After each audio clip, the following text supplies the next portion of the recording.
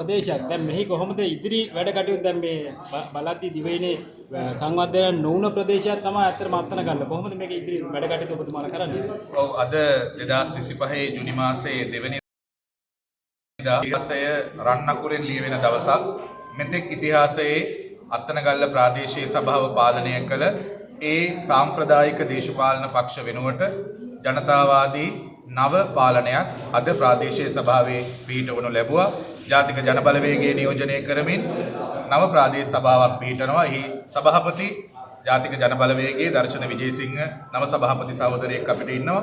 මෙතෙක් තිබුණු ඒ පාලන ක්‍රමයන්ට සම්පූර්ණයෙන් වෙනස්. ඔබ කිව්වා වගේම ජනාධිපතිවරු අගමැතිවරු බිහිවෙච්ච ආසනයක් වුණාට අපි දන්නවා මෙහි තියෙන අඩුපාඩු මොනවද කියලා. අපේ മന്ത്രി කණ්ඩායම මේ ගැන හොඳ අවබෝධයක ඉන්නවා. ජනාධිපතිතුමාගෙන් පාර්ලිමේන්තුවෙන් පටන් ගත්ත මේ පාලනය බිම් මට්ටම දක්වාම ගම දක්වාම අරගෙන යන්න දැන් අත්තනගල්ලේ ජාතික ජනබලවේග කණ්ඩායම සූදානම්ෙන් ඉන්නවා. දැන් හොරු අල්ලනවා කිව්ව එක දැන් මේ වෙද්දී අපිට පේනවා ඇතම් හිටපු අමාත්‍යවරු අධිකරණයෙන් වරදකරු වෙලා තියෙනවා. දැන් තවත් තියෙනවද ඔය ලිස්ට් එකේ මේ අත්තනගල්ලේ එහෙම කට්ටිය ඉන්නවද? විශේෂයෙන් නම් කරලා කියන්න අවශ්‍ය නැහැ. මොකද ඒවා අධිකරණ කටයුතු නිසා. හැබැයි මට ස්ථීරවම එක දෙයක් කියන්න පුළුවන්.